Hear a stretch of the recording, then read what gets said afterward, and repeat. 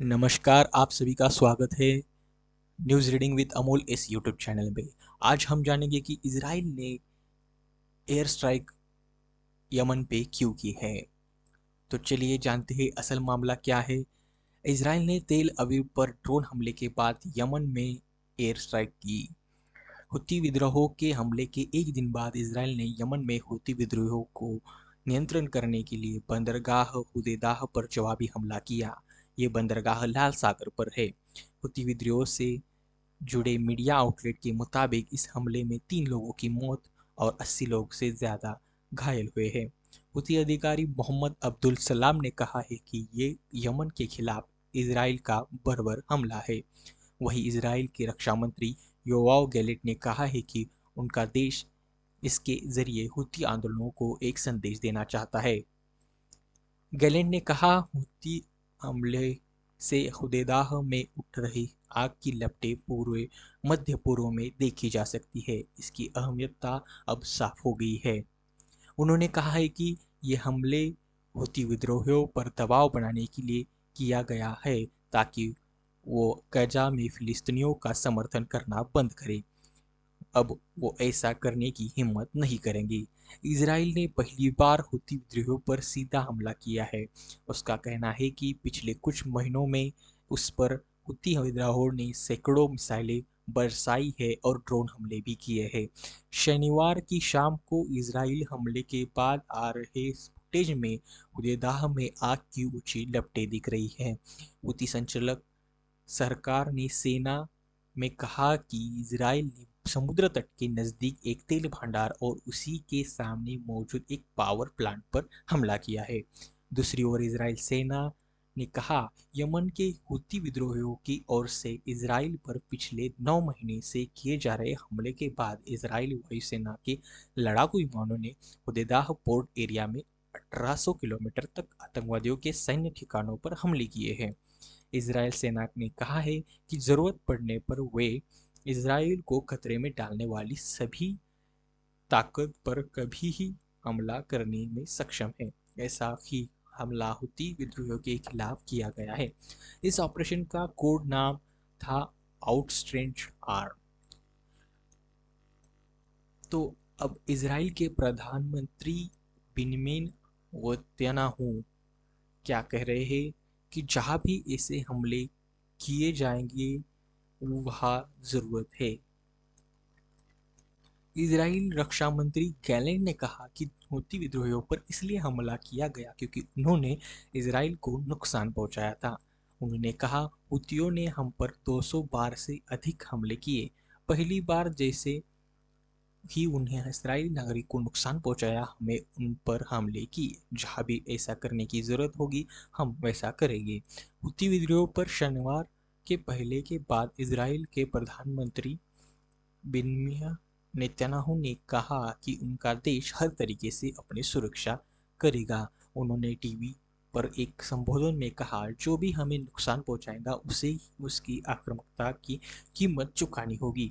उन्होंने दावा किया कि बोदेदह बंदरगाह में ईरानी हथियार लाए जाते रहे हैं और ये उन हथियारों का एंट्री पॉइंट है। उन्होंने कहा कि इस हमले ने इजराइल के दुश्मनों को दिखा दिया है कि ऐसी कोई जगह नहीं है जहां हम नहीं पहुंच सकते। इजराइल सेना के अधिकारी ने बताया कि शुक्रवार को ईरान निर्मित ड्रोन ने तेल अवीव में फ्लैट्स के एक ब्लॉक पर हमला किया था। ये ड्रोन इस तरह बनाया गया था कि ये लंबी दूरी तक निशाना साध सके। हुती विद्रोहियों ने इस हमले की जिम्मेदारी ली थी। उनका कहना था कि अभी ऐसे हमले और होंगे। इस हमले में एक 50 साल के शख्स की मौत हो गई थी और 8 लोग घायल हुए थे। ये शख्स हाल में ही बेलारूस से यहाँ आया था। तो चलिए जानते हैं हुती विद्रोही बोले हमले का असरदार जवाब दिया जाएगा।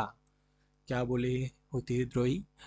तो हुती विद्रोह के कार्यकारी संगठन और उसकी सर्वोच्च राजनीतिक परिषद ने मीडिया में कहा है कि इजराइल हवाई हमले का असरदार जवाब दिया जाएगा। इजराइल ने इससे पहले यमन में हुती विद्रोहियों पर हमले नहीं किए थे, लेकिन पिछले कई महीने से अमेरिका और ब्रिटेन उनके खिलाफ हमले करते रही है। दरअसल हुती विद्रोह रेड सी और अदन की खाड़ी के रास्ते जाने वाले व्यापारिक जहाज़ों पर निशाना बना रहे हैं। इन हमलों को रोकने के लिए अमेरिका और ब्रिटेन हूती विद्रोहियों पर हमले कर रहा है। इससे पहले हूती विद्रोहियों ने कहा था कि वो इस समुद्री रास्ते से इजराइल जाने वाले जहाज़ों पर हमले कर रहे हैं। हालांकि उनमें से कईयों का इजराइल से संबंध नहीं था। इजरायली हवाई हमले शुरू करने के बाद उन्होंने अमेरिका और ब्रिटेन के भी कई जहाज़ों पर निशाना बनाया था। पिछले साल 2023 नवंबर में यमन के बड़े हिस्से पर नियंत्रण रखने वाले हूती विद्रोहियों ने लाल सागर से होकर इजराइल जाने वाले सभी जहाज़ों को निशाना बनाने की चेतावनी दी थी। नवंबर में हूती विद्रोहियों ने लाल सागर में एक मालवाहक जहाज को हाईजैक कर लिया था। तो चलिए जानते हैं कौन है ये हूती और उनका मकसद क्या है। हूती यमन के अल्पसंख्यक शिया शहीदी समुदाय का एक हथियारबंद समूह है। इस समूह ने 1990 के दशक में तत्कालीन राष्ट्रपति अली अब्दुल्ला साले के कथित भ्रष्टाचार से लड़ने के लिए इस समूह का गठन किया था। उनके नाम के अभियान के संस्थापक हुसैन अल हूती के नाम पर पड़ा है। वे खुद को अंसार अल्लाह यानी ईश्वर के साथे भी कहते हैं।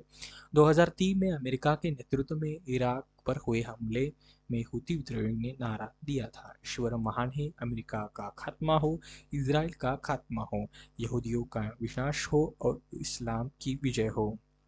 जिन्होंने खुद को हमास और हिजबुल्लाह के साथ मिलकर इजराइल, अमेरिका और पश्चिमी देशों के खिलाफ ईरान की नेतृत्व वाली प्रतिरोध की धुरी का हिस्सा बताया था। यूरोपियन इंस्टीट्यूट ऑफ पीस के एक विशेषज्ञ हिशाम अल ओमैसी कहते हैं कि इससे अंदाजा लगाया जा सकता है कि हूती क्यों खाड़ी से इजराइल और जा रहे जहाजों को निशाना बना रहे हैं। वह कहते हैं दरअसल वे अब औपनिवेशिक से लड़ रहे हैं। वे इस्लामिक राज्यों के दुश्मनों से लड़ रहे हैं। यह विचार उनके आधार के साथ हूती विद्रोहियों लेबनान के सशस्त्र शिया समूह हिजबुल्लाह के मॉडल से प्रेरणा लेते हैं। अमेरिका के research institute combating terrorism centre के अनुसार हिजबुल्लाह की ही 2014 से बड़े पैमाने पर सैन्य विसर्जन और ट्रेनिंग दे रहा है। हूती खुद को ईरान का सहयोगी भी बताते क्योंकि उनका साझा दुश्मन सऊदी अरब है।